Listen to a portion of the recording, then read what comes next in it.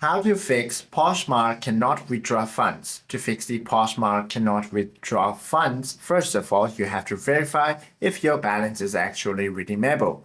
So simply go ahead and launch the application or head to the official website, then tap on this login option on the top right corner to log into your account. Once you've logged in, go to the account tab or tap on your username and select My Balance.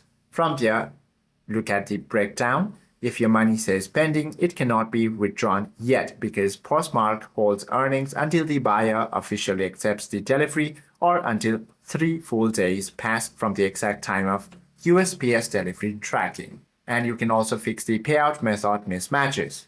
You simply have to use debit cards for instant transfers, and if you are using Venmo or PayPal, ensure your legal first name and last name registered on Postmark matches the legal ownership identity on your Venmo and PayPal wallets.